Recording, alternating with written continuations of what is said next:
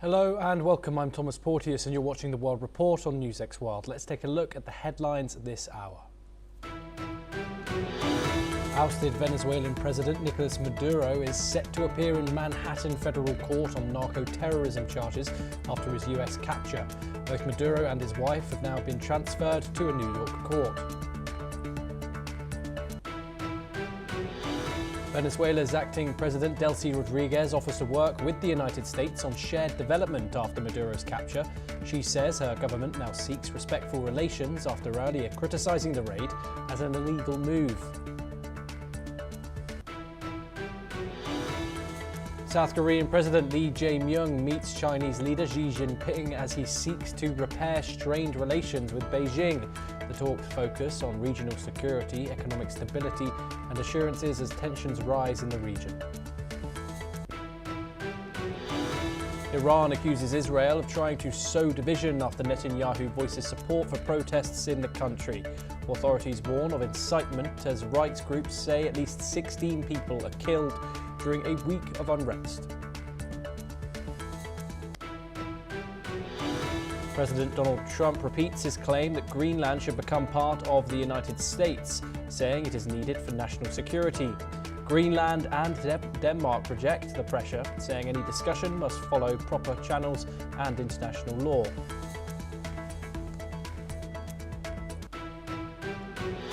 An overnight Russian air attack on Kyiv and its region kills 2 people, Ukrainian officials have said. Authorities say these are the first reported deaths in strikes on the capital this new year. Israel and Syria are set to resume talks in Paris today after progress towards a security deal stalled. The 2-day meeting follows pressure from President Donald Trump, who has been pushing for an agreement. President Trump warns tariffs on India could rise if New Delhi does not reduce purchases of Russian oil. He says pressure is growing as trade talks remain unresolved and some Indian exports already face high duties. The IDF says a drone strike in southern Lebanon kills 2 Hezbollah operatives near the Jumeirah, claiming that they violated the ceasefire. Lebanon's health ministry also reports 2 dead in the area as Israel releases footage of the strike.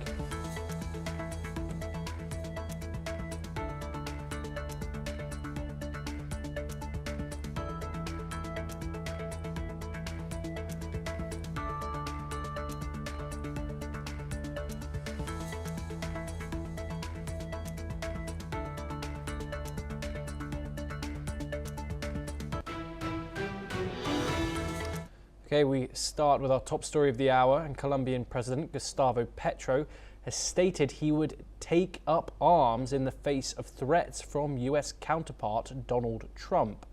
Petro's, whose M19 urban guerrilla group disarmed under a 1989 peace agreement, has traded barbs with Trump ever since the Republicans turned to the White House in January. Petro has been a vocal critic of the US military deployment in the Caribbean, which began with the blowing up of alleged drug boats before expanding to seizure of Venezuelan oil tankers, then Saturday's raid on Caracas to seize President Nicolas Maduro. Meanwhile, Mexican President Claudia Sheinbaum has declared that the Americas do not belong to any power or doctrine. Her statement was a direct response to President Trump, who had recently invoked the 1823 Monroe Doctrine to justify US dominance in the Western Hemisphere following a dramatic military raid in Venezuela. Let's listen into what the Mexican president had to say. La posición de México frente a cualquier forma de intervención es firme, clara e histórica. A raíz de los hechos recientes en Venezuela, donde el gobierno de Estados Unidos llevó a cabo una intervención directa que derivó en la captura del presidente Nicolás Maduro y su esposa, así como en la pérdida de vidas humanas, México reafirma un principio que no es nuevo y que no admite ambigüedades. Rechazamos de manera categórica la intervención en los asuntos internos de otros países. La historia de América Latina es clara y contundente. La intervención nunca ha traído democracia. nunca ha generado bienestar ni estabilidad duradera. Solo los pueblos pueden construir su propio futuro, decidir su camino, ejercer soberanía sobre sus recursos naturales y definir libremente su forma de gobierno. Nuestra posición está claramente consagrada en la Constitución de los Estados Unidos mexicanos. Okay, we have some breaking news coming in the midst of Maduro facing trial in New York. In the same city, the United Nations Security Council is meeting on the very same topic of Venezuela. Let's cut across to that. Endanger the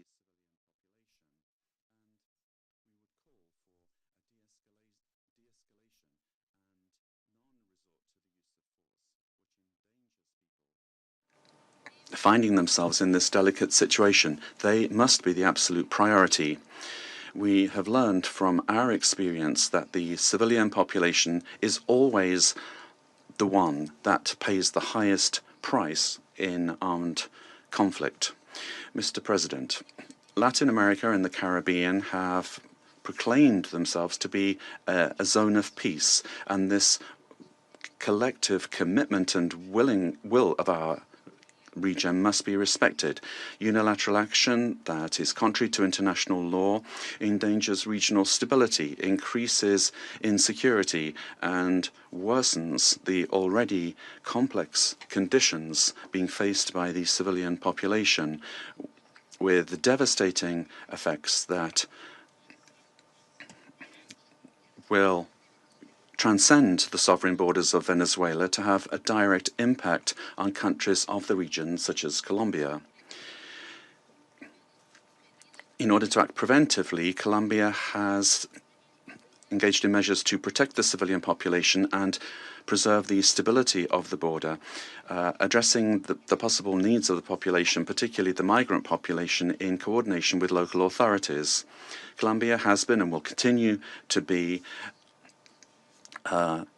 show solidarity in receiving the Venezuelan people who, given the uncertainty created by these attacks, this may lead to a massive outflow of migration, which will require significant efforts in terms of resources and capacities to provide the necessary support and assistance to those areas affected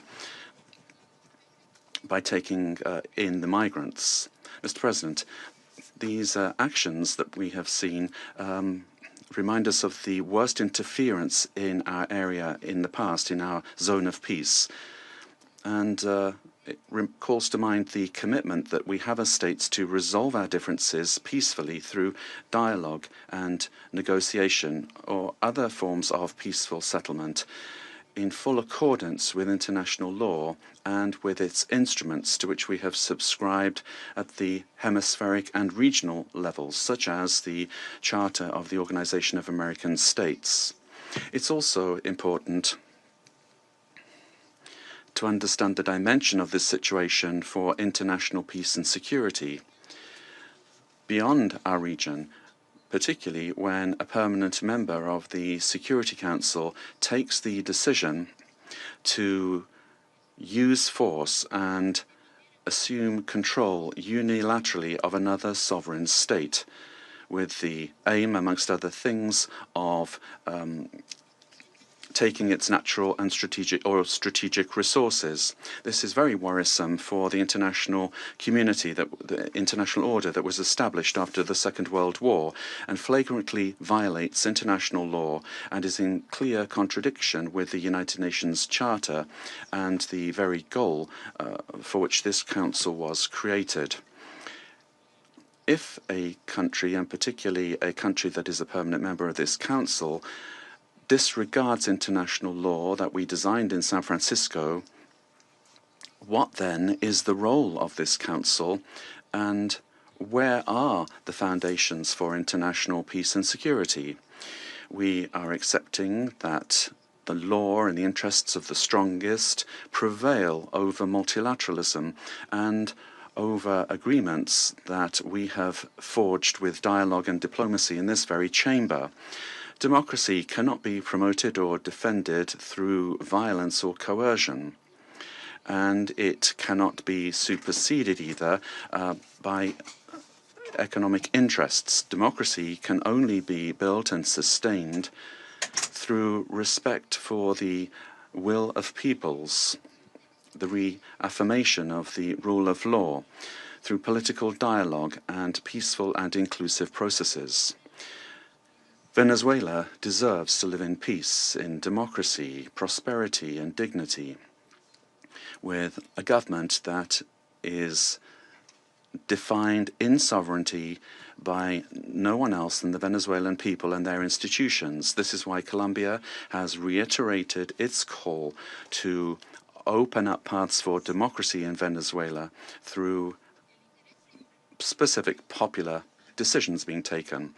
The importance of preserving peace, respect for international law, and the protection of life and human rights must prevail over anything else. Colombia reaffirms its conviction that working tirelessly under these principles in our new role as a non-permanent member of the Security Council is what we plan to do, and we make ourselves available, our good offices available.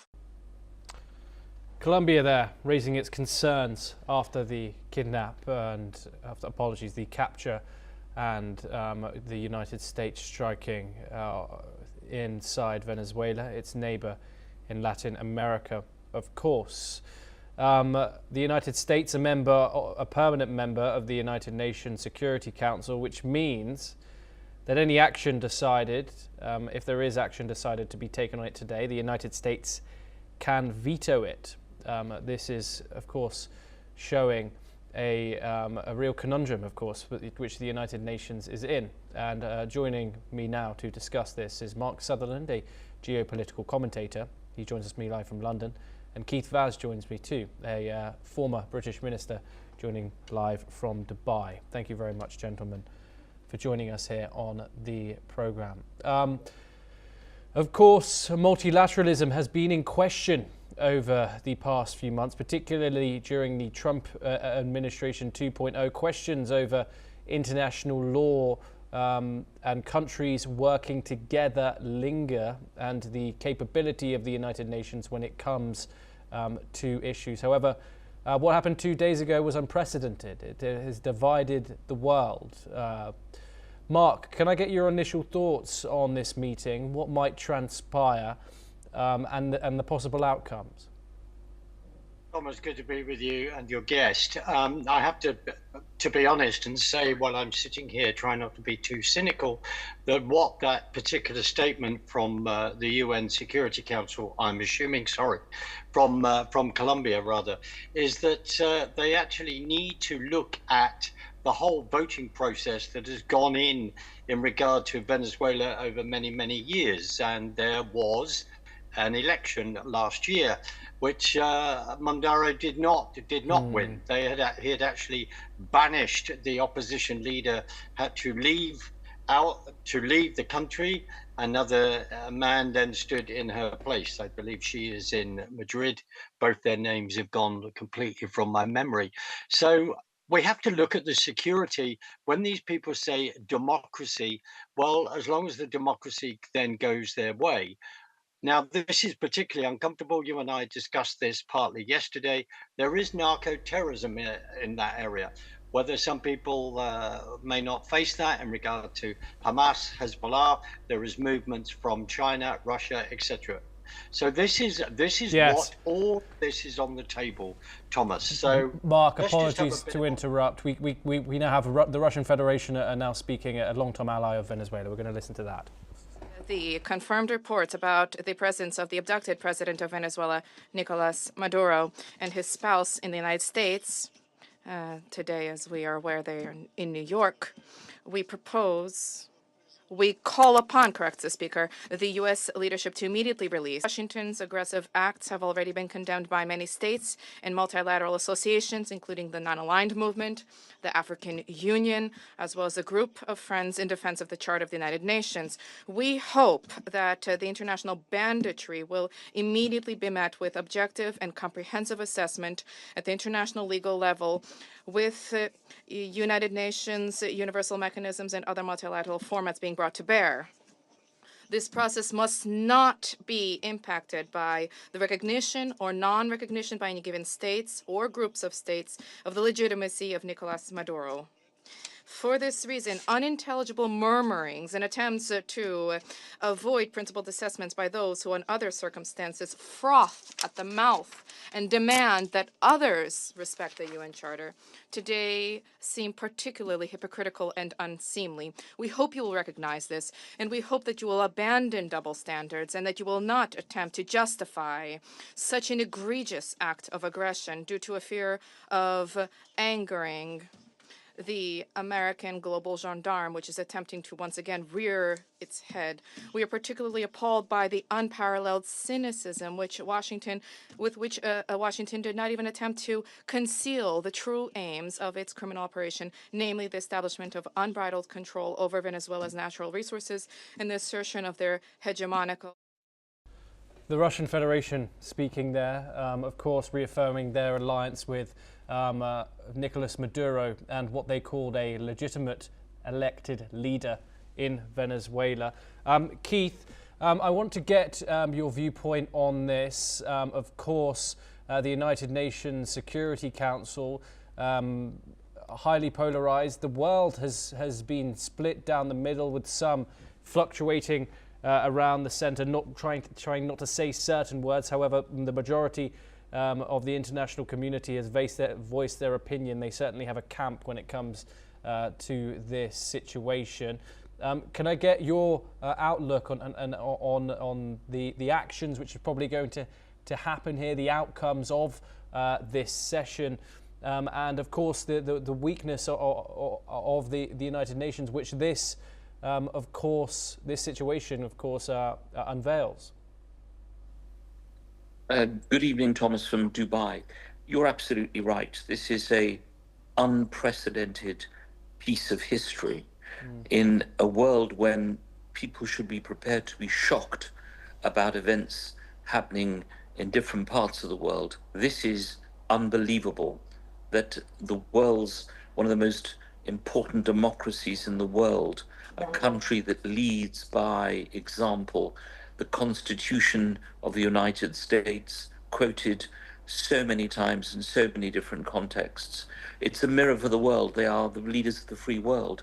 To go and invade another country and to abduct the elected president and his wife, and then to say we're only doing it because we want the oil. This oil is our stolen oil. We will bring our own companies in to administer the oil, and we'll eventually hand this back to the Venezuelan people. So I don't think that you can take the unprecedented act on its own, the abduction on its own, without the words of President Trump. This is why we did it. Yes, he's been charged with narco-terrorism. I don't know about the facts of the charge, but for any country to do the same, we would be condemning, including my own country, the United Kingdom, would be condemning those countries. Russia, of course, you've just had the statement by the Russian permanent member of the Security Council, is basically saying, well, when other people do similar things, there's frothing at the mouth and condemnation. Why is there not condemnation here? The most interesting development is the comments by the Vice President and the fact that she has now said that she will work with the Americans. I just get this feeling, Thomas, that maybe this is a plan that was hatched all along. Maduro just leaving. I mean, those of you won't remember this, Thomas, you're far too young, but the assassination of Salvador Allende in Chile, how that ended. This was a man abducted from the presidential palace. Does he not have any police officers outside Does he not know this is going to happen? Because he did say to the Americans, come and get me, which is what they did. So international law will never, ever be the same again after what has happened today. This goes beyond Grenada, it goes beyond Vietnam, all those other countries. This is terrible because the reason is given for the oil that the Americans believe belonged to them. I mean, I don't know how the world can be divided on this. Um, it should be united in condemnation. Keith, thank you very much. Do stay with us. We're hearing from China now. The international community has repeatedly expressed grave concern over the U.S. sanctions, blockade, and threats of force against Venezuela. The Council convened 2 emergency meetings, during which Secretary General Guterres, many Council members, and countries in the region and beyond unanimously called for abiding by the UN Charter and the international law, maintaining calm and restraint, resolving disputes peacefully, de-escalating tensions, and safeguarding regional stability. However, as a permanent member of the Council, the U.S. has disregarded the grave concerns of the international community, wantonly trampled upon Venezuela's sovereignty, security, and legitimate rights and interests, and seriously violated the principles of sovereign equality, non-interference in internal affairs, peaceful settlement of international disputes, and the prohibition of the use of force in international relations.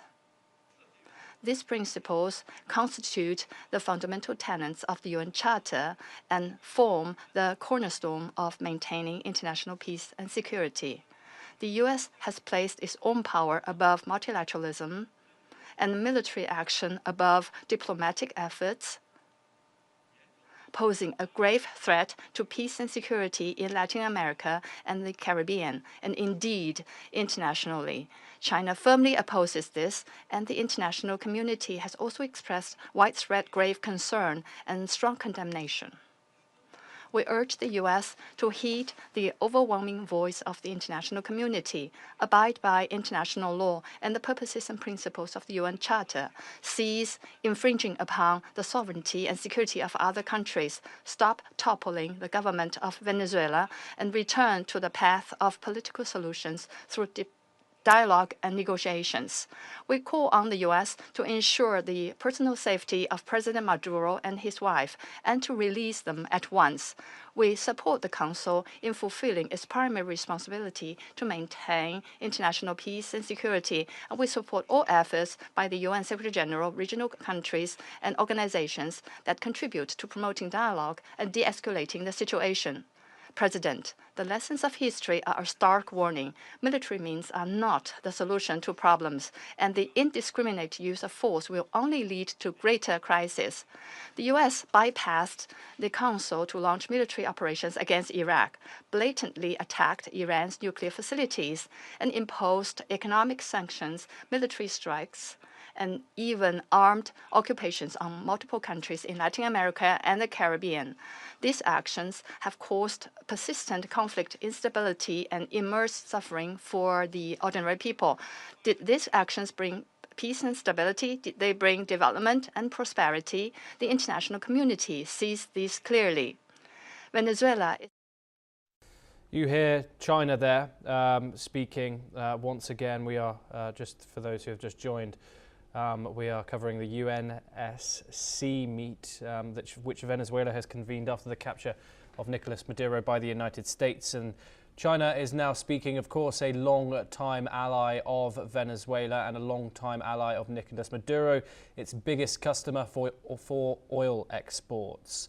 Mark, of course, we heard once again China slamming the United States for what they are calling bullying, once again bringing examples of past foreign policy into the chamber that brought in the likes of Iran and Iraq and emphasized the damage that it has on the ordinary people of these countries. Venezuela, of course, we're very early in the humanitarian and power vacuum it's yet to see how this is going to play out. Mark, your thoughts on the Chinese perspective there. Of course, we hear a similar perspective from Russia, a long-time economic trader of Venezuela, the same with Russia, who said exactly the same thing. Once again, slamming the United Nations and the leadership and unilateral bullying, what it calls, from the United States. What are your thoughts on those statements, Mark? Thomas, why am I surprised in regard to their reactions? We don't really have time to go back to the overthrow of the Shah in 1979 by the Trilateral Commission, etc., and the red-green axis. But all of this is, to me, is then playing out yet again ideologically. It's all very well China making a comment in regard to the bombing of the Iranian nuclear facilities, the present regime with spending all this money in regard to that. We will arm ourselves with a nuclear bomb and take out Israel and bring our Mahdi in. This has to be said. All of these ideologies, this is what we are then dealing with. The number one thing, I hear the comments about where President Trump has turned around and said this is about oil, but actually it's what is going on in the American backyard that they are then not happy with. And you and I, with also your other esteemed guest, would need far more time to go through history. We may not agree. We may not agree on that. But sound bites, that's all we can deal with. But I am not surprised by the reaction from the Russian Federation. Maybe they need to talk about what they've been doing in Ukraine. So there is an element of kettle black, etc., within this, Thomas, in my humble opinion.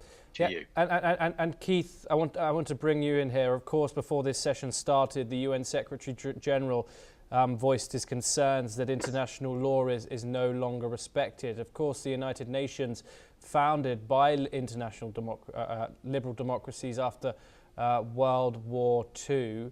Do you think the UN Secretary General has a right to be concerned there, given the fact that two permanent members, the United States and Russia, are currently now huge proponents of what some people are saying is shatters the UN Charter? Well, I think one of the problems has been, Thomas, that the people who've led the UN have been people chosen by consensus.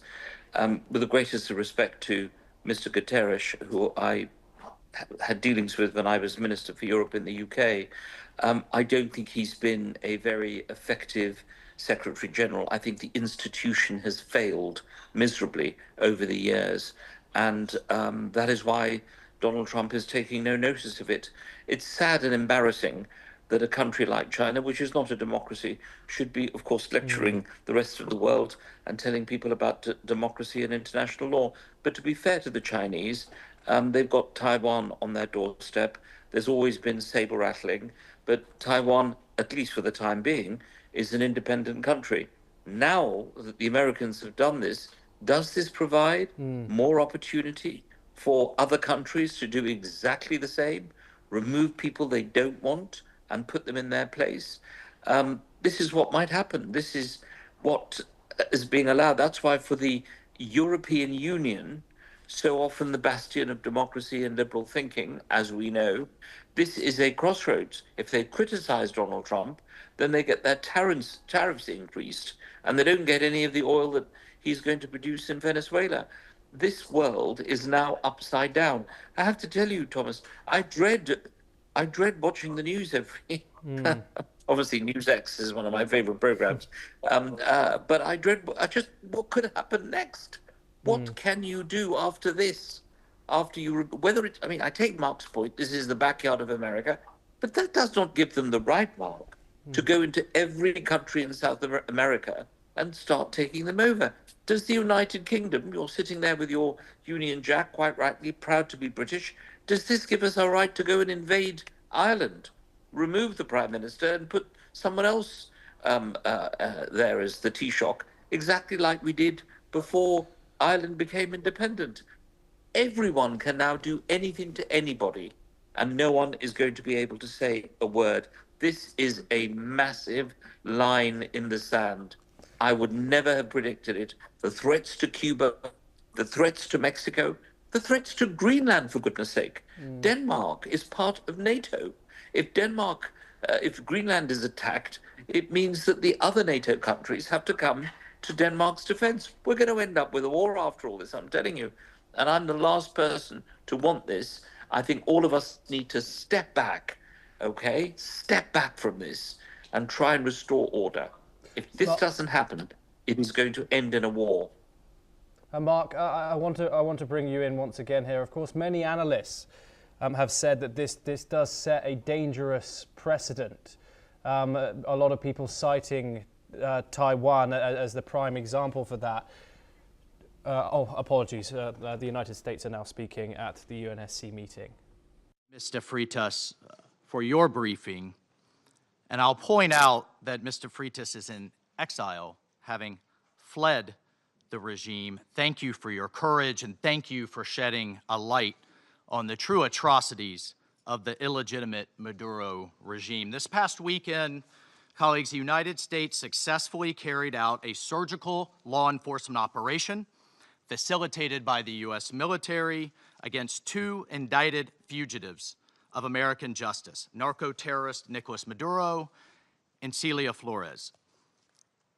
Colleagues, Nicolas Maduro is responsible for attacks on the people of the United States, for destabilizing the Western Hemisphere, and illegitimately repressing the people of Venezuela. As Secretary Rubio has said, there is no war against Venezuela or its people. We are not occupying a country. This was a law enforcement operation in furtherance of lawful indictments that have existed for decades. The United States arrested a narco-trafficker who is now going to stand trial in the United States in accordance with the rule of law for the crimes he's committed against our people for 15 years. A similar action was taken in 1989 against Manuel Noriega. He was arrested, indicted, convicted in a court of law, served in prison in the United States and in Panama, and the Panamanian people, the American people, are safer for it. And undeniably, the region was more stable. This law enforcement action was directed consistent with the President of the United States' responsibility as Commander-in-Chief to protect Americans at home and abroad against a fugitive who is directly responsible for narco-terrorism that has killed hundreds of thousands of Americans and created destabilizing violence throughout our hemisphere. Nicolas Maduro and his co-defendant, Celia Flores, have been transferred here to the United States to stand trial for their crimes. Maduro was indicted by a grand jury in the Southern District of New York and faces very serious criminal charges for his involvement in a wide-ranging conspiracy to conduct narco-terrorism, to traffic cocaine and other drugs, and conducting international weapons trafficking. The overwhelming evidence of his crimes will be presented openly in U.S. court proceedings. Colleagues, Maduro is not just an indicted drug trafficker. He was an illegitimate so-called president. He was not a head of state. For years, Maduro and his cronies have manipulated Venezuela's electoral system to maintain their illegitimate grip on power. In fact, just 2 years ago in 2024, a UN panel of experts report found that the election in that year was absolutely and completely a farce and fell well short of the most basic transparency and integrity measures essential to upholding credible elections. If the UN and the United Nations in this body confers legitimacy on an illegitimate narco-terrorist and the same treatment in this charter of a democratically elected president or head of state, what kind of organization is this? We should note that over 50 countries, many nations, including the European Union, including a number of Latin American countries in the region, and of course the United States, again, over 50 countries rejected the legitimacy of Maduro's re-election following the disputed 2024 elections and do not recognize him as Venezuela's legitimately elected president. Maduro unlawfully refused to peacefully cede power after the Venezuelan people voted him out of office in the 2024 election. So therefore, Maduro was a fugitive from justice. He is the head of a vicious foreign terrorist organization, Cartel de los Soles.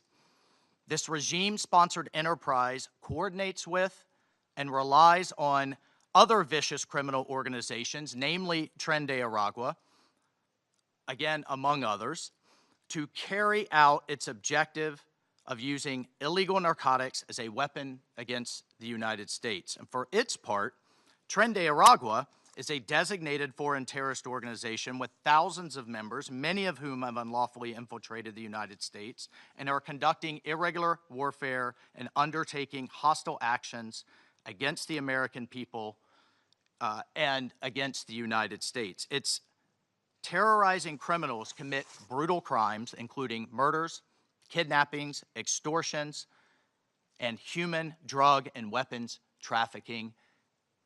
This administration, President Trump, will not stand for it. In fact, in March of 2025, President Trump declared that Tren de Aragua is quote, Tren de Aragua is undertaking hostile actions and conducting irregular warfare against the territory of the United States, both directly and at the direction, clandestine or otherwise, of the Maduro regime in Venezuela. Maduro and his cronies have partnered with some of the most violent and prolific drug traffickers and narco-terrorists in the world for decades, facilitating the flood of illegal drugs coming in the United States, estimated to be several hundred tons annually. He has become rich, incredibly wealthy, off the misery of untold numbers of Americans, Venezuelans, and others, aiding and abetting international terrorist organizations like Hezbollah, coordinating with corrupt Iranian officials, and other malign actors to influence not only the region, but to malignly influence the United States. In fact, in its own 2025 World Drug Report, the United Nations Office on Drugs and Crime identified Venezuela as a key trafficking route in the Western Hemisphere for illegal drugs, predominantly cocaine, entering the United States and increasingly Europe. As Secretary Rubio stated just yesterday, this is the Western Hemisphere. This is where we live. And we're not going to allow the Western Hemisphere to be used as a base of operation for our nation's adversaries and competitors and rivals of the United States. You can't turn Venezuela into the operating hub for Iran, for Hezbollah, for gangs, for Cuban intelligence agents, and other malign actors that control that country. You cannot continue to have the largest energy reserves in the world under the control of adversaries of the United States, under the control of illegitimate leaders, and not benefiting the people of Venezuela, and stolen by a handful of oligarchs inside of Venezuela. But it doesn't stop there. Numerous UN and international human rights organizations have issued reports documenting serious human rights abuses by the Maduro regime, including reports of extrajudicial killings, political prisoners, torture, and arbitrary and unlawful detentions. In fact, over 8 million Venezuelans have fled the country, destabilizing their neighbors in the region and creating the world's largest refugee crisis. Members of this council, colleagues, the United States wants a better future for Venezuela. We believe a better future for the people of Venezuela and for the people of the region and the world is stabilizing the region and making the neighborhood that we live in a much better and safer place. And this is why millions of Venezuelans that have fled this brutal regime are celebrating and cheering around the world as this body pontificates, including those celebrating are including in my home state of Florida, where hundreds of thousands of Venezuelans have fled this regime's brutality. I want to reiterate, President Trump gave diplomacy a chance. He offered Maduro multiple off-ramps. He tried to de-escalate. Maduro refused to take them. President Trump made it clear that the narco-terrorism must stop, and yet it continued. The United States will not waver in our actions to protect Americans from the scourge of narco-terrorism and seeks peace, liberty, and justice for the great people of Venezuela. I thank you, Mr. President. I thank the representative of the United States and now give the floor to the representative of Panama. Gracias, señor. Thank you, Mr. President. There we hear it. Mike Waltz speaking on behalf of the United States at the United Nations Security Council in response to the capturing of Venezuelan President Nicolas Maduro, who is being held just down the street in New York, facing a judge on US soil. Mark, let's start with you. What were your thoughts about Mike Waltz's speech there? Of course, the talking points, the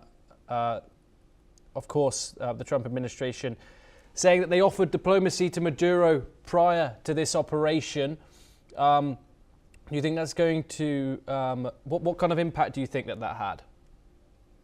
Well, obviously the impact it had was not what the Americans were offering, because he'd never decided to take any offers of any off-ramp, as the Americans would say, over the last 6 months. I am not surprised by what Mike Waltz has said, because in my own research, yes, the issue is, it's not just about oil. The issue is what's happening in the American backyard in regard to all the drug trafficking and who raises money out of that, and then what the terrorist activities then use that money for to then carry out. And we have to look at Hamas and Hezbollah in that respect. Plus, just finally, Thomas, just to remember that under the Biden regime over the last 4 years, before President Trump came back in his second administration, there has been millions and millions of illegal immigrants crossing over the border. America is then concerned who was within their own country, like the UK is and needs to be more so, frankly. So all of these issues are playing out here, Thomas, as you and I have recently discussed in the past. To you. Yes, Matthew Vadum joins us also. He's an American journalist and he joins us live from Washington, D.C. to discuss this further. Matthew, thank you very much for taking the time and joining us.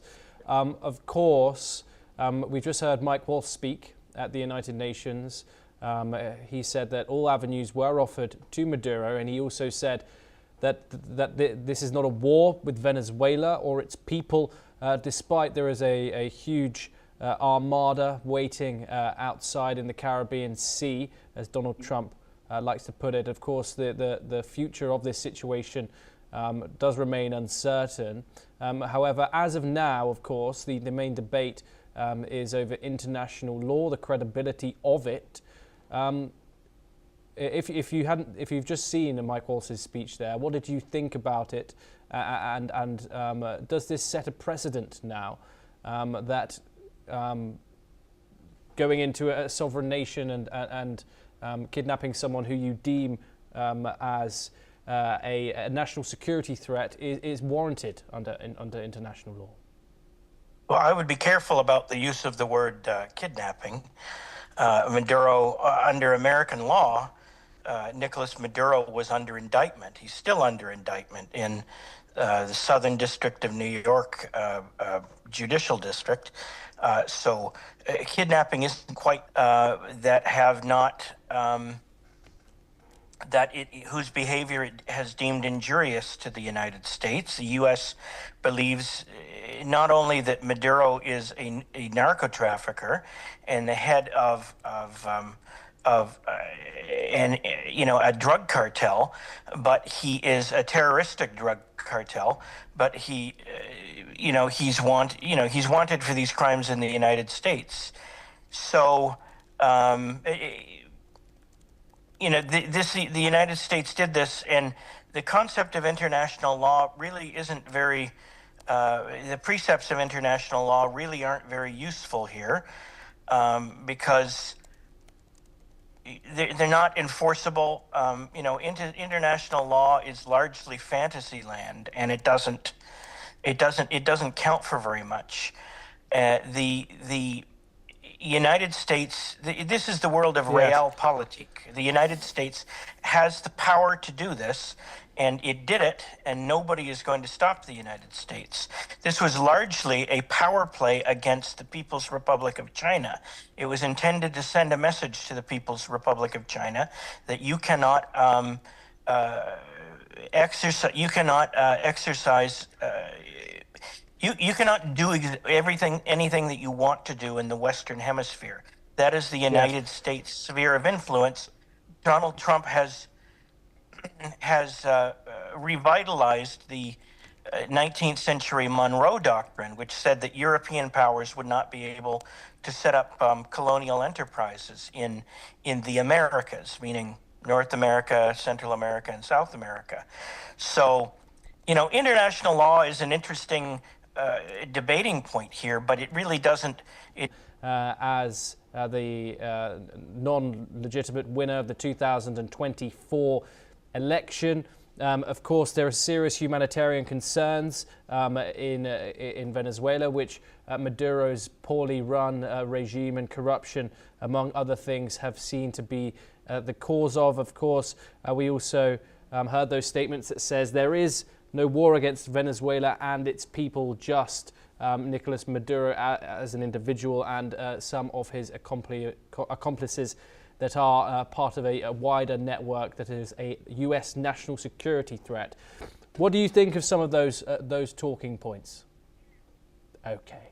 Apologies. Mark, now to you next. I can answer that, Thomas. Thank you. I think Keith had to go. Well, I fully concur with what every single thing that what Matthew has said, and thank you for his comments. America has always raised the issue of, of certain people have said, why is the UN even on their soil? What good is it actually doing? In my own humble opinion, but Matthew raises the fact that, as we've said, this is America's backyard, but also, as Matthew's talked about, also the whole thing of narco-terrorism is what do these terrorists do, and where do they take their money? We only have to see is what Iran has been doing. We have to see what Hamas has been doing in regard to the invasion of Israel on the 7th of October 2023. This is an ideological battle that is going on, and I completely agree with what Matthew has said, which is turning around and saying this is a huge punch in regard to the China direction. Remember, China had a group of Chinese diplomats over there at the same time, and they then snatched Maduro under their nose as well. No matter how much anti-aircraft technology they've actually put in there, along with Russia, doesn't seem to have worked.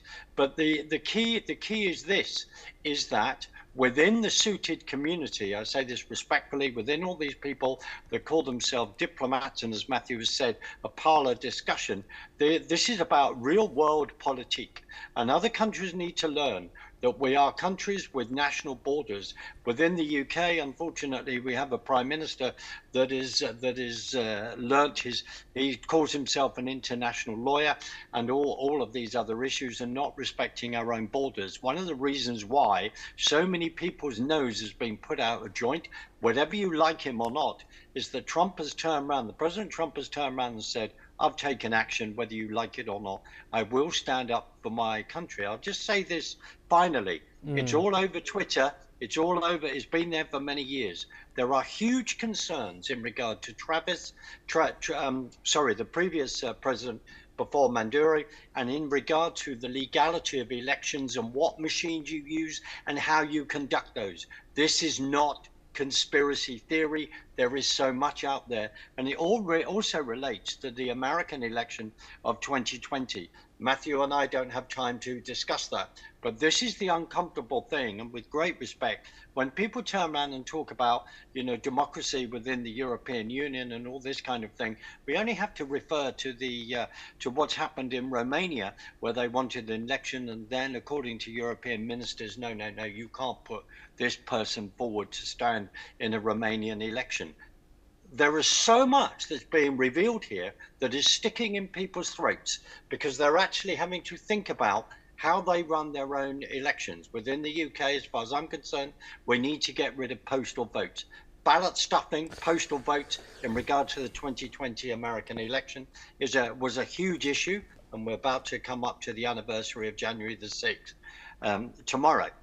These things are uncomfortable for people to discuss, because many people politically make a heck of a lot of money and a benefit out of pushing the system in their direction. Sorry, Thomas. That's all right. But precedent here. Do you not think precedent and if the United States, if another nation did something much like this, arrested someone else, someone that they deemed a national security threat on foreign soil, how do you think the international community would react if it wasn't the United States? If it was Russia, if it was China, what would happen? Well, you're making a very good point. I'll throw something else out there. Of course, we can look at the history of Guatemala in 1954 and the United Fruit Company via the CIA overturning a government then. That has to be owned as well, along with North, Reagan, etc. There are certain things that, of course, the CIA and other bodies have been up to. Of that, there is no doubt, and these people have to be held to account. But you are right. Maybe if people then went in and arrested Putin, how would we then feel about that? Yes, I hear you, but as Matthew says, it's within the Constitution of the United States, which, frankly, on this side of the pond, that's why the Monroe Doctrine is there, now adopted as the Don Roe Doctrine. There's a lot of history. I do want to bring Matthew back in finally. Does the Constitution of the United States, which has the Monroe Doctrine in it from 1823, trump the UN Charter, Matthew? The Constitution does not contain the Monroe Doctrine. The Monroe Doctrine was President James Monroe making a policy statement saying U.S. will not permit Europe to have colonies in the Americas, but just the Constitution permits the commander-in-chief of the armed forces, in this case, the current president, Donald Trump, to take actions to defend the United States. Now, this is subject only to the limitation that Congress can insist on a declaration of war, or as it did in previous engagements, like after 9/11, on an authorization, a resolution authorizing the use of military force. So Congress can impose restrictions. It has not done so with respect to Venezuela, and it probably won't, especially because the major action has already taken place in Venezuela. Maduro was snatched and grabbed, and he's now in New York City, enjoying the fine hospitality of the jailers there. And the Constitution, this is an arguable point. The Constitution allows the president to act decisively to defend the United States. If Congress wants to intervene and clip his wings, so to speak, it can do that. My guess is it will not do that with respect to Venezuela. Do you think the United States still respects the United Nations international law? I'll ask you bluntly, Matthew.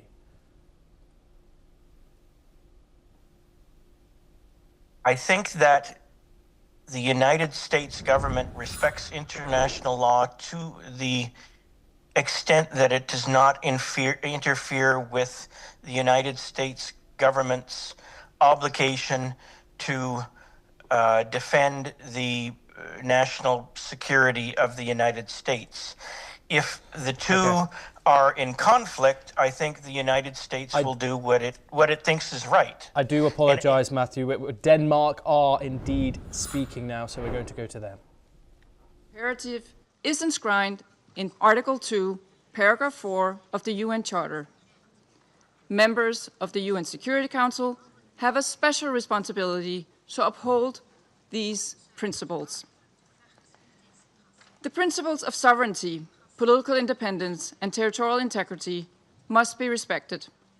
The inviolability of borders is not up for negotiation. These are universal, sacrosanct principles enshrined in international law. They apply everywhere. Mr. President, once again, Denmark calls on all parties to urgently de-escalate tensions that could threaten peace and stability in the region and beyond. International disputes should be settled by peaceful means, as stated in the UN Charter. We further call on all parties to exercise maximum restraint and to engage in dialogue and diplomacy. Denmark takes note of official statements from the United States government stating that the military operations are to combat drug trafficking and stem the illicit flow of illegal narcotics. Denmark shares the priority of combating organized crime and drug trafficking, while reiterating that counter-narcotic efforts, as all other efforts, must be conducted in strict accordance with international law, including the fundamental rules and principles of the UN Charter. Mr. President, against this backdrop, Denmark wishes to recall our solidarity with the people of Venezuela. Denmark does not recognize Nicolas Maduro as the legitimate president of Venezuela following the lack of transparency and integrity in the 2024 presidential elections, which failed to meet basic democratic standards. In Maduro's attempts to cling to power, his authoritarian regime grew increasingly oppressive. His regime bears responsibility for widespread and systematic violations of human rights against his fellow citizens, and he should be held accountable. The victims of the Maduro regime's alleged crimes against humanity have to be heard. The Venezuelan people have a right to democracy and self-determination exercised through peaceful, inclusive, and credible democratic processes, free from fear of political persecution, intimidation, or repression, and external political interference. This includes the rights of Venezuelans alone to determine their political, economic, and social future without coercion, pressure, or manipulation by external actors. No state should seek to influence political outcomes in Venezuela through the use or threat of force or through other means inconsistent with international law. Venezuela's future can be decided only by the Venezuelans. We call on all parties and stakeholders to come together for a negotiated and peaceful transition to democratic rule in a process led by and owned by Venezuelans. At this critical and uncertain time, it is imperative that all parties fully respect human rights and international law. Denmark remains committed to supporting Venezuela and the aspirations of its people on its path to lasting political stability. I thank you. I thank the representative of Denmark for her statement and now give the floor to the representative of the United Kingdom. Thank you, President. I congratulate Somalia on the assumption of the presidency of the Council for the month of January. And I thank our briefers for their remarks. Colleagues, the Venezuelan people have suffered for years. This Council now meets at a pivotal moment for Venezuela's future. Maduro's actions created extreme levels of poverty, violent repression, and failing basic services. His regime's rule precipitated a displacement crisis affecting the whole region. The United Kingdom has long been clear that Maduro's claim to power was fraudulent. To date, Venezuela's National Electoral Council has failed to publish the full results of the July 2024 presidential elections, and independent domestic and international reports also observed significant irregularities and a lack of transparency. President, the United Kingdom wants to see a safe and peaceful transition to a legitimate government that reflects the will of the Venezuelan people. They deserve a government which reflects their vote at the ballot box and delivers a more stable, prosperous future for all Venezuelans. Finally, President, the United Kingdom reaffirms its commitment to international law and the principles enshrined in the Charter of the United Nations. These foundations are essential for maintaining global peace, security, and the rule of law. I thank you. I thank the representative of the United Kingdom for his statement and now give the floor to the representative of France. Merci, Monsieur le Président. Thank you, Mr. President. First and foremost, I wish to congratulate you upon your presidency of the Security Council during the month of January. I also wish to thank Madam Rosemary DiCarlo for having conveyed to us the information from the Secretary General of the United Nations on the recent developments which have taken place in Venezuela. Mr. President, France has continued to stand in solidarity with the Venezuelan people as they face the crisis that has been plaguing them for far too many years. Specifically, and in particular, since the summer of 2024, on the 20th of July, 2024, the Venezuelan people exercised their right to vote peacefully in order to shape the future of their country. Their right to choose their leaders, nonetheless, has been stripped away from the people by Nicolas Maduro. Must we recall the facts? The electoral process has been was marred by numerous irregularities, and the final counting of votes was marred by a flagrant lack of transparency.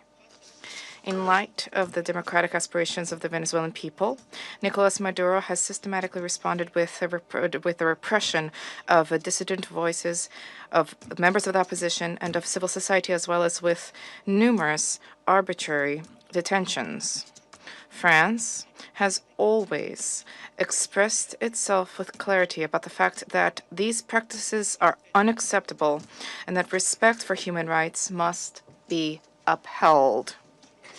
Mr. President, the military operation which has led to the capture of Nicolas Maduro runs counter to the principle of peaceful dispute resolution and runs counter to the principle of non-use of force. The proliferation of violations of the Charter of the United Nations and of violations of international law by states vested with responsibility as permanent members of the Security Council chips away at the very foundation of the international order. Contravening the principles of the Charter, including the principle of respect for independence and the territorial integrity of states, undermines the foundation of the United Nations and weakens international peace and security. France remains faithful and committed to respect for the Charter of the United Nations and of the principle of peaceful dispute resolution. We have an obligation to uphold these principles at all times and in all places. Respect for these principles is indispensable. Mr. President, France wishes to reiterate our commitment to respect for the will of the Venezuelan people. The transition which is currently being opened up for Venezuela needs to be peaceful and democratic and carried out in a manner which respects the choice of the Venezuelan people, a sovereign people. This transition must be led by and for the Venezuelans. France stands ready, alongside states in the region and our partners at the European Union, to uphold dialogue with a view to the restoration of the free, democratic expression in Venezuela. We stand ready to support regional stability. This also needs to be the role of the Security Council. Thank you. I thank the representative of France for the statement and now give the floor to the representative of Bahrain. سيد الرئيس أود بداية Mr. President, I wish to take this opportunity to congratulate first and foremost the Federal Republic of Somalia on its presidency of the Security Council during this month of January. We wish you every success. We also wish to take this opportunity to thank delegations whose mandate at the Council ended, namely Algeria, Guyana, the Republic of Korea, Sierra Leone, as well as Slovenia.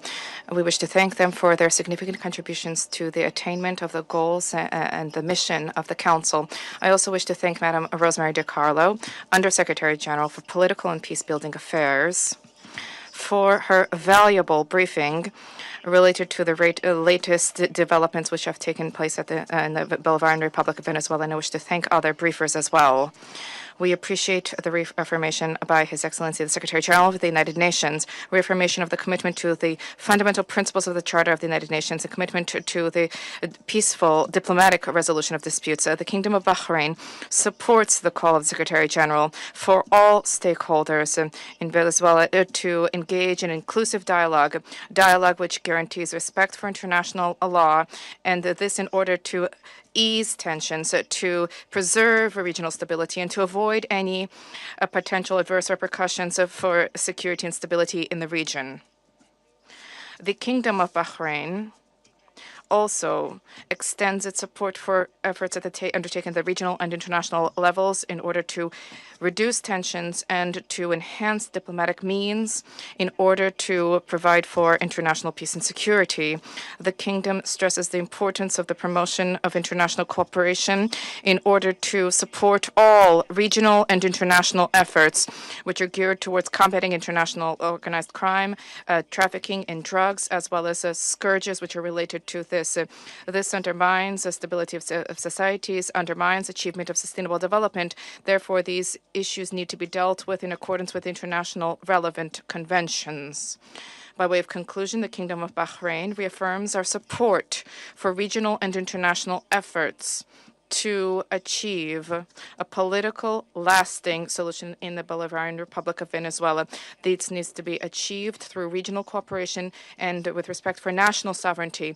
The goal is to provide for security and stability in Venezuela, to avoid risks of conflict and division, to protect civil peace, and to contribute to the preservation of regional security and stability, as well as international peace and security. Thank you, Mr. President. I thank the representative of Bahrain for the statement and now give the floor to the representative of Pakistan. Thank you, Mr. President. Allow me to begin by congratulating Somalia on its assumption of the presidency for this month and assuring you of my delegation's full support and cooperation. We welcome the new members joining the Council. I thank Undersecretary General Rosemary DiCarlo for reading out the remarks of the Secretary General and the valuable briefing. We also take note of the views shared by Mr. Jeffrey Sachs and Ms. Mercedes de Freitas. I welcome the participation of the permanent representative of Venezuela alongside the representatives of other countries from the region and beyond in the meeting. Mr. President, Pakistan views the recent developments in Venezuela with profound concern. In a world already beset by multiple crises, escalating tensions and instability in the Caribbean do not augur well for regional and international peace and security. The UN Charter enjoins us to refrain from the threat or use of force against the territorial integrity or political independence of any state. The UN Charter also binds member states to sovereign equality, non-interference in the internal affairs of others, and settlement of international disputes by peaceful means. Unilateral military action contravenes these sacrosanct principles and the doctrine of sovereign immunity. Such actions set dangerous precedents that risk eroding the foundations of the global legal framework. They also fuel instability, which, as history has shown time and again, can lead to unpredictable and uncontrollable outcomes for years to come. Mr. President, at this critical juncture, the path forward must be one of dialogue and diplomacy. Durable solutions to political differences can only be found through peaceful means, with full respect for the will of the Venezuelan people, free from any external interference. We hope that Latin American and the Caribbean region, as a zone of peace, will remain free from conflict and confrontation and continue its march towards enhanced regional cooperation and improved prosperity for the people.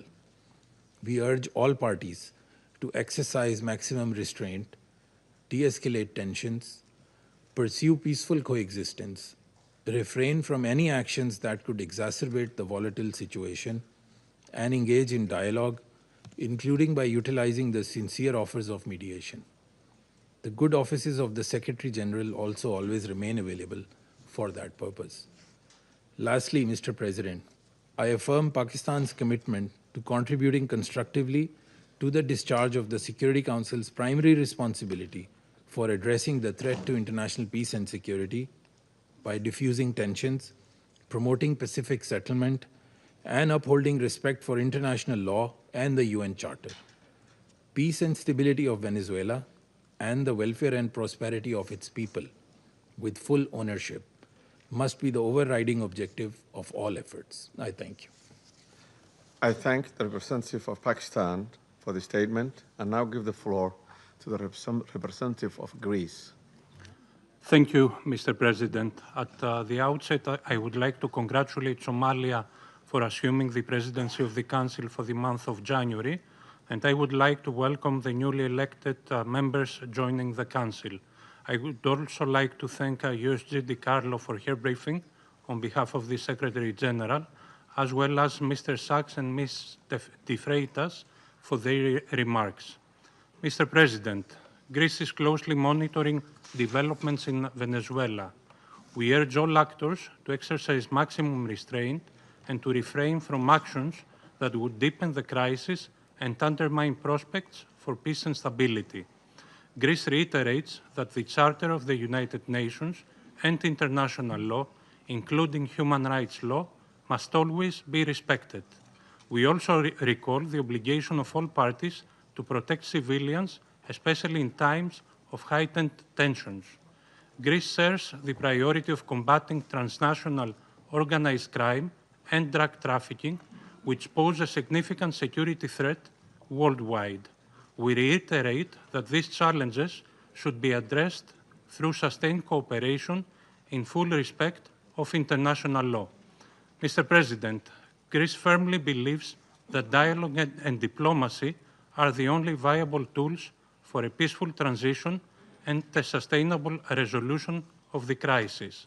We join the Secretary General in encouraging all actors in Venezuela to engage in inclusive and meaningful dialogue in full respect of human rights, democratic principles, and the rule of law. We have long been clear that Nicolas Maduro's and illegitimate president's claim to power lacks legitimacy. Greece has not recognized the results of the rigged elections of July 28, 2024, and has always supported initiatives aimed at achieving a democratic solution for Venezuela. We stand firmly with the people of Venezuela in their pursuit of a democratic future, and we express the hope that the recent events will lead to this effect. The voices of all Venezuelans need to be heard, and they deserve governance that reflects their will through peaceful and inclusive processes. In this spirit, we will continue to support efforts aimed at achieving a peaceful, negotiated transition that ensures the will of all Venezuelans is fully respected. Greece stands ready to support all regional and international efforts aimed at the peaceful resolution of the crisis in line with the Charter of the United Nations and international law. I thank you. I thank the representative of Greece for this statement and now give the floor to the representative of Bolivarian Republic of Venezuela. Muchas gracias. Thank you very much, Mr. President. Before coming to the substance of our statement today, I think we need to make an institutional clarification. We note with concern that an attempt is being made to present to the Security Council a supposed representative of civil society, a person whose public career trajectory bears the hallmarks of sustained funding from foreign governments and transnational corporations. This has been the case for years, as well as participation in processes of political destabilization and the promotion of institutional breakdown in her own country. The instrumental use of this person to legitimize narratives of confrontation, justify the use of force, or minimize violations of international law does not contribute in any way to the purposes of this Council or to the strengthening of multilateralism. On the contrary, it erodes the credibility of the debates and distorts the Security Council's mandate entrusted with the maintenance of international peace and security. Mr. President, on January 3rd, 2026 is a date of profound historical significance, not only for Venezuela, but for the international system as a whole. On that day, the Bolivarian Republic of Venezuela was the target of an illegitimate armed attack lacking any legal justification by the government of the United States of America, which included bombing of our territory, the loss of civilian and military lives, the destruction of civilian infrastructure, essential infrastructure, and the kidnapping of the constitutional president of the Republic, Nicolas Maduro Moras, and the First Lady, Cilia Flores. Venezuela comes before this Council today with a deep conviction that international peace can only be sustained if international law is respected without exception, without double standards, and without selective interpretations. The events of January 3rd constitute a flagrant violation of the UN Charter perpetrated by the US government, in particular the violation of the principle of sovereign equality of states, of the absolute prohibition of the use or threat of use of force against the territorial integrity or political independence of any state, as enshrined in Article 2, Paragraph 4, and a violation of the duty to settle disputes by peaceful means.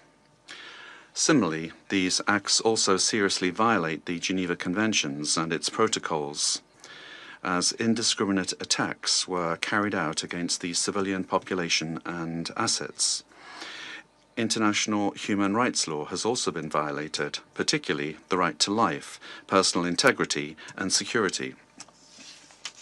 Of particular seriousness is the kidnapping of the President of the Republic by the government of the United States of America, which constitutes a direct violation of an essential norm of the international legal order, namely the personal immunity of heads of state in office. This immunity is not an individual privilege. It is an institutional guarantee that protects the sovereignty of states and the stability of the international system. Its disregard not only affects Venezuela, but also sets an extremely dangerous precedent for all states represented in this chamber, regardless of their size, power, or alliances. Mr. President, General Assembly Resolution 3314 clearly defines as an act of aggression the bombing of the territory of one state by the armed forces of another state, as well as the invasion or occupation, even without formal annexation. The events we are denouncing here unequivocally fit this definition. In 2004, the International Court of Justice affirmed that occupation exists when a state exercises effective control, even without formal annexation or the continuous presence of troops. Security Council Resolution 242, for its part, emphasizes that the acquisition of territory by force is inadmissible, while General Assembly Resolution 2625 establishes that the territory of a state shall not be subject to military occupation as a result of the use of force in contravention of the UN Charter. Allowing such acts to go without an effective answer would amount to normalizing the replacement of law by might, while eroding the very foundations of the collective security system. Today, it is not only Venezuela's sovereignty that is at stake, the credibility of international law, the authority of this organization, and the validity of the principle that no state can set itself up as the judge, party, and executor of the world order are also at stake. Mr. President, we cannot ignore a central element of this US aggression. Venezuela is the victim of these attacks because of its natural resources.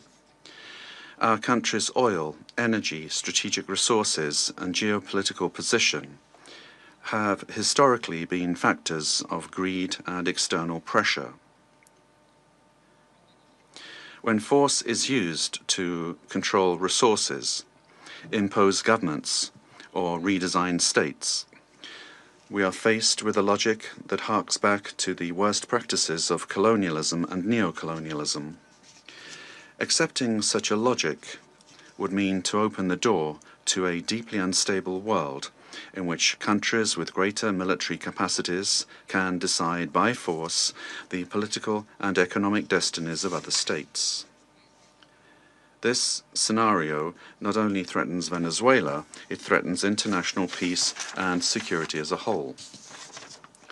If the kidnapping of a head of state, the bombing of a sovereign country, and the open threat of further armed action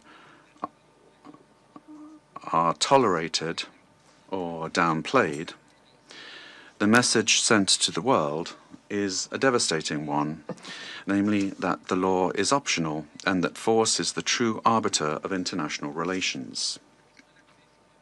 Venezuela firmly believes in diplomacy, dialogue, and peaceful coexistence among nations. That has always been our historical position, and it remains so today, even in the face of an aggression of this magnitude. It is precisely that commitment to peace, the one that was violated on the 3rd of January. Therefore, Venezuela urges this Security Council to fully assume its responsibility and to act in accordance with the mandate conferred upon it by the Charter of the United Nations. In that regard, we request, A, that the government of the United States of America be demanded to fully respect the immunities of President Nicolas Maduro and First Lady Celia Flores, as well as their immediate release and safe return to Venezuela. 2, that the use of force against the Bolivarian Republic of Venezuela be clearly and unequivocally condemned. Thirdly, that the principle of non-acquisition of territory or resources by force be reaffirmed. And 4, that measures aimed at de-escalation, the protection of the civilian population, and the restoration of international law be adopted. Mr. President, in spite of the seriousness of the events, Venezuela would like to inform this body and the international community that its institutions are functioning normally, that constitutional order has been preserved, and that the state exercises effective control over all of its territory. In accordance with our constitution, Executive Vice President Delcy Rodriguez is being sworn in as acting President of the Republic, thereby guaranteeing institutional continuity, stability, and internal peace. We wish to convey a message of serenity, confidence, and hope to the Venezuelan people. Venezuela is a nation that believes in peace, work, and dignity. Our commitment is to diplomacy and law, and the law is firm and unwavering. We defend our sovereignty without renouncing our values. We bet on dialogue without accepting imposition. We believe in a future of coexistence, development, and mutual respect among nations. We trust that this Security Council will rise to the historic moment facing humanity and choose the path of legality, collective responsibility, and peace. Thank you very much, Mr. President. I thank the representative of the Bolivarian Republic of Venezuela and now give the floor to the representative of Argentina. Buenos días. Good morning, and thank you very much, Mr. President. Mr. President, The government of the Argentine Republic values the decision and determination demonstrated by the President of the United States of America and by his government in the recent actions. There we have it. Venezuela speak at the United Nations and, of course, speak in front of the international community at the United Nations Security Council. Among the representative statements, many points, of course, once again reiterated the bombing of territory, the violation of sovereignty alleged by Caracas, the loss of civilian and military life. But of course, the main focus on international peace and international law being the way forward in regards to this. Alison Mutler joins us now. She is a former Associated Press bureau chief in Romania. She joins us live from Bucharest.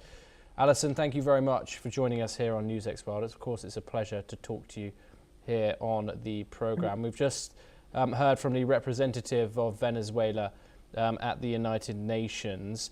Of course, once again reiterating that America cannot be the world's police force or bully and violate another sovereign nation's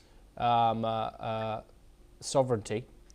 Now, among that, there was many things to unpack. What were your thoughts on Venezuela's stance? Of course, this is once again, it has reiterated the credibility of international law, questioned the credibility of international law, the credibility of the United Nations, and the fact that the United States has put itself as the world judge, jury, and executioner. What are your thoughts on that? Well, I think Venezuela didn't have any option other than to say this. But the United Nations is, it's a place where speeches can be made, points of view can come across, but it's whether they're followed by action. I mean, Venezuela couldn't say anything else, but you have to also look at what is happening in Caracas and how the people are reacting, and also how the vice president, who is now in charge, is behaving and what she is saying. But this is a place, it's a forum, United Nations, for strong words, if you like. But it doesn't mean they'll be followed by any action. The UN doesn't really have a lot of power, except for being a place where leaders and ambassadors can express their opinions. But I wouldn't have expected Venezuela to say anything else at all. But what counts, and this also counts the United States and also for the world, is what will happen in Caracas, what will happen in Venezuela, not what is being said at the United Nations. What was interesting there is that the representative likened the US actions, or I should say future US actions that Donald Trump has pitched, as colonial allegations. Of course, the Monroe Doctrine was created in order to stop the European countries from colonizing Latin America in 1823. Of course, now Donald Trump wanting to come in and has been vocal about United States oil companies coming in and mending infrastructure and also using Venezuela's oil resources for both its gain and for Venezuela's. What were your thoughts on that statement? Well, we know that Donald Trump is prizing himself, his administration, apart from Europe to some extent. The United States still is in NATO, but they're very cool about NATO now. And Trump wants to strike it alone. He wants to be the leader of the Western Hemisphere, and that's what this capture of Maduro shows. And he wants to go back to a different world order where there were spheres of influence shared between the big powers, in this case like China and Russia as well. So I think, and of course, it should be said that Donald Trump is a businessman. And when he talks about Ukraine, he thinks about the mineral resources. Now he's thinking about the oil in Venezuela. Obviously, he can't just go and grab it all for himself. So he says it will be shared with the great Venezuelan people. But it's very transactional for Donald Trump, and it's very important for Donald Trump to carve out a different kind of world order. And that's what he's doing. One, with these actions in Venezuela, but also with his statements on Greenland, on Canada, on Colombia. Indeed, Alison, and of course, what does this mean for international law and the future of the United Nations also? Raymond Vickery, apologies, joins us now, an international affairs expert and former US Assistant Secretary of Commerce. He joins us live from Washington, D.C. Raymond, thank you very much. It's always a pleasure to talk to you. Let's discuss the happenings in New York concurrently. Of course, Nicolas Maduro is there facing trial. We've just heard from both Mike Waltz at the United Nations and the Venezuelan representative at the UNSC.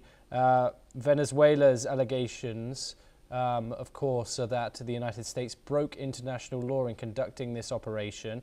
What does this say for the credibility of the United Nations and, of course, of international law, the UN Charter? Well, thanks very much for having me. It seems to me that this is a watershed moment in regard to the history of the world. You know, in the 20th century, we had two great wars caused by empires really rubbing up against one another.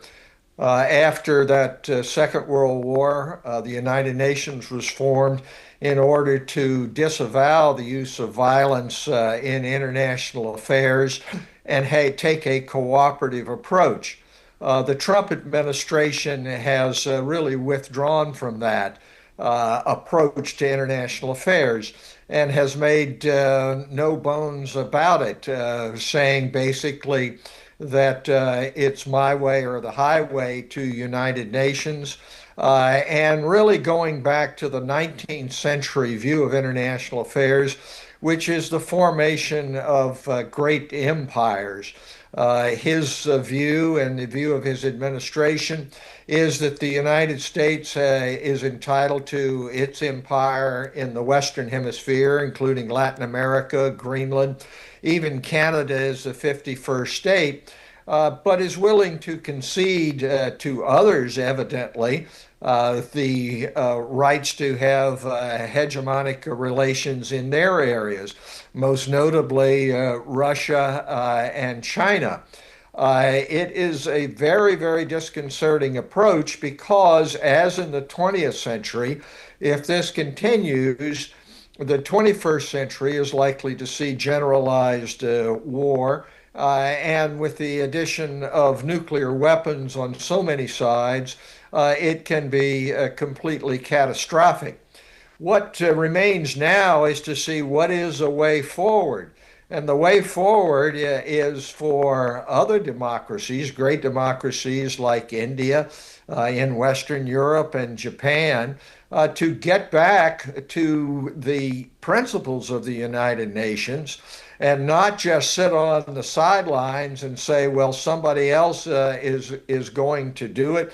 Somebody else is going to uphold international law. But basically, I'm going to take the same approach that the Trump administration is. I'm going to protect my borders from immigrants and from invasion. And what happens with other great powers, whether they be China or Russia or the United States, I'm just going to try to keep my head down. This is the way of imperialism, reversion to the 19th century. It is going to end very badly, in my view, if this continues. Now, this having been said, it's not enough for India or Western European or Japanese powers to say, well, the United States won't do it, so I won't do it. You know, Madeleine Albright, my mentor, used to say that the United States is an indispensable nation in upholding the rule of law and the international system put into effect after World War II. And I am afraid, unless others were willing to step up, that prophecy comes true, and we're in for a very, very difficult time internationally. Indeed. Alison, I want to bring you back in. And do you think we're seeing an outright power politics, where, as Venezuela did say just then, force is the true arbiter? I think, as the previous guest said, this is a watershed moment, and as much as what happened can be disputed legally and politically and geostrategically, as it is being disputed and discussed and condemned, and others are staying muted, that the show of force is undeniable. I mean, this was a very, very carefully planned operation, months in the making. It was very well executed. I'm not talking about the morality or the ethics of it, but it was perfectly executed, and it showed how strong and how precise the United States, the operation was. It was surgically performed. You can't dispute that. But, then the question is how, as we've been talking about, how legal is this? How moral is this? Where is the world going? What's going to happen? What is the new world order? It opens a whole can of worms and a whole new discussion. And I think the shockwaves are still being felt around the world. But it was a big show of force, of strength of the United States, for sure. I want to thank Alison Mutler and Raymond Vickery for joining me here in this discussion. Thank you very much, both of you, for joining us. It's always a pleasure to talk to you, and thank you very much for taking the time. We now move on to some breaking news and a related development. The son of Venezuela's abducted President Nicolas Maduro's Guerra's son has spoken to the National Assembly. He called for dignity without submission. Maduro Guerra, a member of the Assembly, said Venezuela plans to move forward with international engagement that is balanced and respectful. He has also called for respect for every country of the Americas. And now we are going to move on. And Maduro was captured by US forces in a military raid that reportedly killed at least 32 civilians. He now faces charges related to drugs and weapons. The situation is raising questions about Venezuela's future, and US President Donald Trump said America is in charge, signaling a hands-on approach to stabilizing the country. Meanwhile, acting Venezuelan President Delcy Rodriguez has called for cooperation with the United States, a softer tone than her previous condemnations.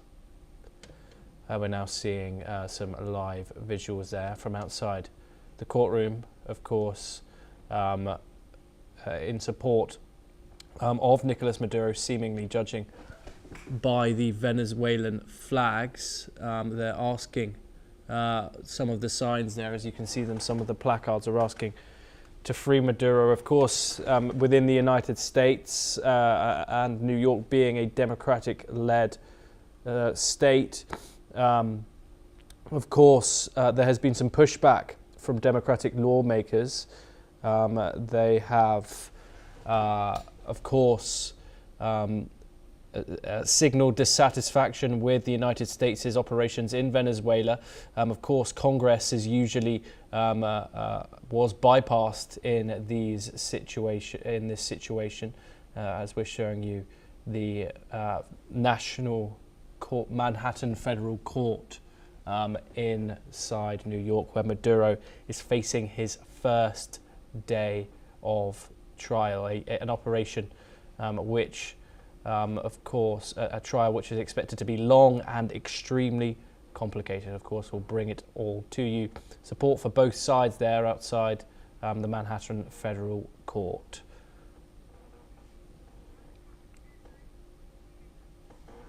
Well, that's all that we have time for this hour. Keep watching NewsX World for more international updates. Thank you.